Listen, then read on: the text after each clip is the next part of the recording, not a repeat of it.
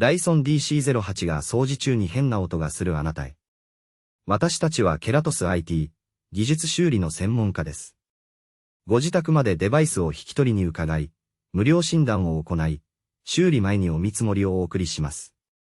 電話不要、移動不要。